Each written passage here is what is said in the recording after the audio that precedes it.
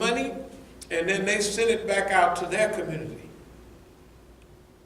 to buy more supplies, all that. This is the first and only time black people brought wealth into the community, and it circulated in the black community before it went out.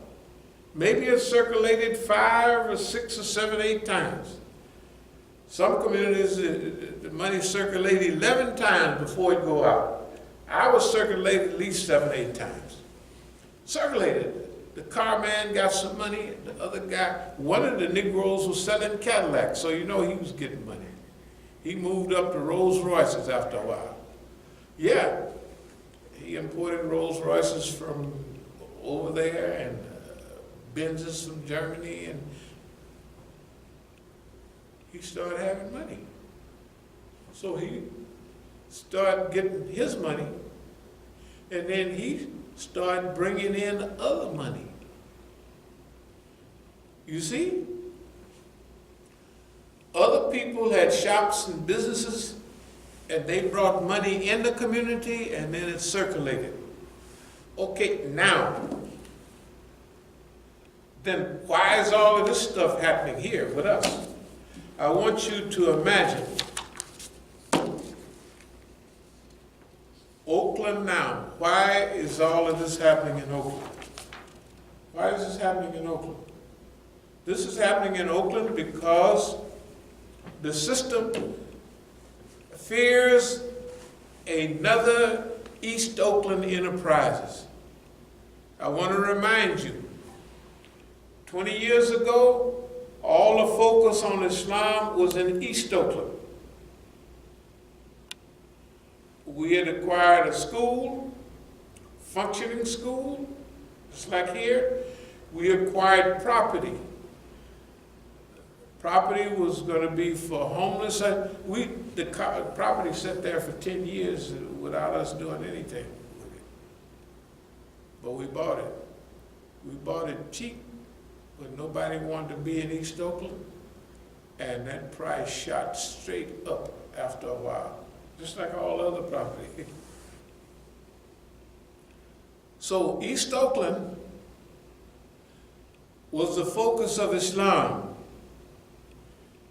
What I want to say is that they cut down East Oakland and they built up North Oakland.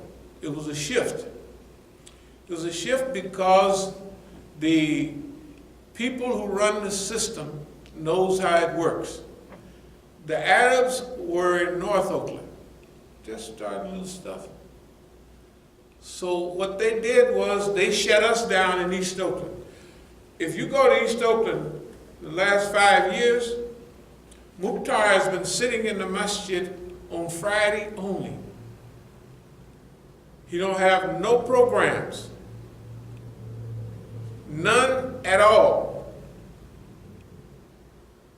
For a couple of years, they had a key at the door. You could come and get the key and go in and pray. They don't have that anymore. I'm talking about since I was there last in December. If they started something recently, it's because it's brand new. Their goal was to shut down East Oakland. Shut down the school. Wow. And not only shut it down, but take everything and empty the school out. Books, literature, CDs, DVDs, all the tools, computers, everything in the school, gone. Gone. The buildings across the street, all the tools, all the things were there, gone. All the tools, everything. Let's say 20,000 in tools at least, gone. The Masjid closed down. So you take those 3 buildings, and the ones across the street are more than 3 buildings. It's 8101 all the way to 8121. And 8121 is a big lot down at the end. Would you turn that down just a little bit? So I want you to think about it this way. The goal in Oakland in recent years was, as stated, to close down the Islamic activity and shift it over to North Oakland. Why? I'm going to try to be brief. Because the Arab, especially in Oakland and all the other, whether it's Libyans or Yemenis,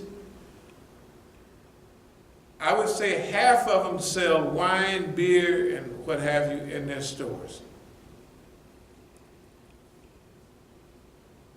20% of them go out with little black girls so they can get some extra groceries or something, and everybody know it. Okay? The Arabs don't do any dawah, and anything that happen to come from them is negative. Because everybody would say, y'all with those old Arabs, they used to say this 30, 35 years ago, y'all with those old Arabs up the street. All the stores in Oakland, most of them, the little corner stores were owned by Arabs. Their life is dawah in a negative sense. The way they live, no communication with black people except a transactional change. Not the old time, like Indonesia. When the Muslims came to Indonesia, they were such good business people. That's what brought Indonesia. The biggest number of people in the Muslim world is from Indonesia. They came to Islam through trade. The traders were so honest that the people accepted Islam because, those people are all honest. That's what brought Indonesia, and then I would say Malaysia, to Islam. Trade. Honest trade.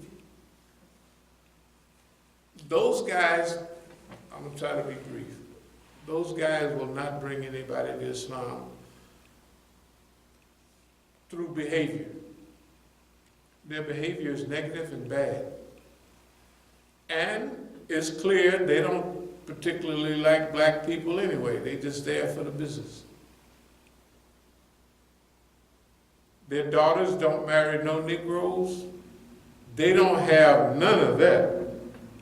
You don't marry another Arab, another Yemeni, or just sit there and die. That's all that is. Okay. Now, how they're going to enforce all of this? We have some flyers. We have, this is a flyer of my oldest son. He was shot 6 times. He was shot 6 times at close range and stabbed 3 times. Okay? There was no questioning. There was no yellow tape. When he was in the hospital, there was no investigation. They didn't have any ballistics at all. When he was in the hospital and they're taking the bullets out, what would they do with those in a normal case? They would go to the police for ballistics. I asked the doctor, what you doing with the bullets? Oh, well, we just put them in. Oh, is that right? I didn't say, why you didn't do this? Because I'm studying all out. I am paying attention to everything that they're doing. When did this start? It started clearly in 1987 or 85. We had a problem.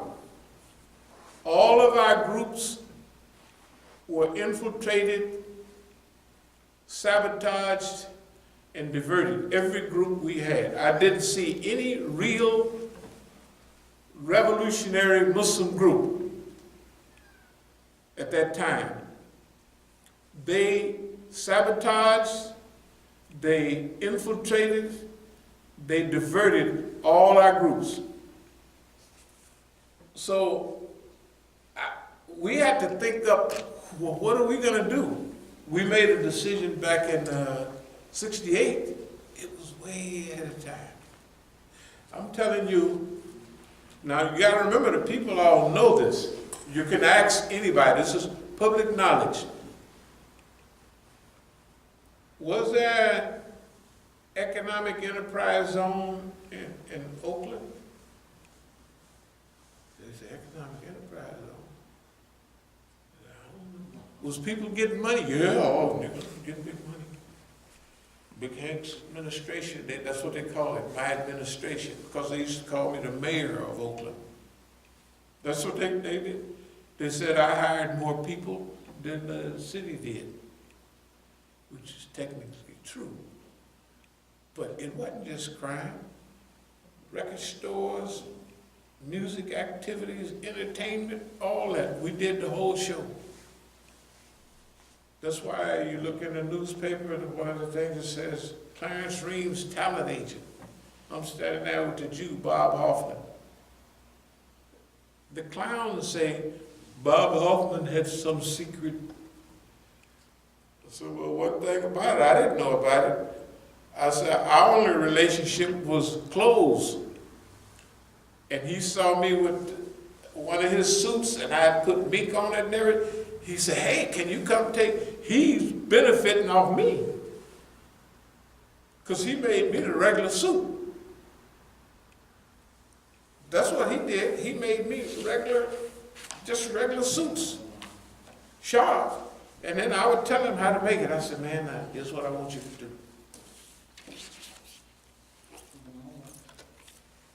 This is a long suit in those days. I said, make that boy long. You know, suits was, your coat would be up here. I said, make it like this here. Now, he didn't put this one in the paper. This is too stretched out here. But this is sharp as you can get without being a clown. This is as sharp as, if you go any further, I got one suit that's the opposite. It's all black with white buttons. And I look stupid. I didn't stop wearing it because I look like a clown. You know what I mean? I look like a clown to myself. But this one was, oh, it's sharp. So the one he put in the newspaper was just like this, except it was beige and brown something. He was benefiting off me. He didn't think of making it low. Why you want to make that? I said, because that's what I want. You make what I want. Whatever I tell you to make, I want you to make it. Right? Setting the style. Can you imagine? That's this is pre-Superfly by 3 or 4 years. This is late 69, 70. Yeah. This is not 73. This is not 73. This precedes all of that stuff. But what I'm saying is, this is the first Negro in the country to wear mink. All the women wore mink. But we were so masculine, we make it a style. Niggas can wear mink now. I got pictures with suede where they got puffs on the suede. They had fur on the sleeve. Women's folded one way and men's folded the other. Anybody else would have worn it would have been feminine. Put mink on the collar, suede, and puffs on it. If you was masculine enough, you'd change the style. A few years ago, everybody doing it. You think about it. All the movies, all the niggas was doing it. What I'm trying to tell you is Oakland was a pace setter. East Oakland Enterprises, pace setter. What would happen if Masjid al-Islam become the pace setter for East Oakland? Well, it looks like it is. To them, they say it's already, this thing done snuck up on us. That's what the system says. It has. They got school, they got masjid, they got property. They bring in all kind of things, bookstore, everything. They bring in everything into the Muslim arena. Everything is coming in. So everything they did in the last several years was to cut that off and transfer it to North Oakland. That's exactly what they did. Now, in the meantime, what are we doing? People look at all this stuff, they say, oh, it's terrible. It's not terrible. It's exactly, I want everybody to understand, everything happening in Oakland is exactly what we wanted to happen. Try to remember, designed fitna. Designed fitna. That's election, 2011. That's when, this thing is clear now. The picture is clear now. You know, remember, this is an evolutionary picture. When we started this move in, let's say 85, 86, 87, we're trying to counterintelligence. We're trying to counter filling up the group with agents, and at a certain time they pull the string and everybody leaves. That was a pattern. That was a pattern in movements. It's a pattern now. Black Lives Matter, all of that. Only the people don't know it. Remember, everything we know, we have to learn, we have to translate it into language that the people understand. So therefore, right now, we have to translate, we have to put the proposition out there that technically most of the African American communities have been diverted from their real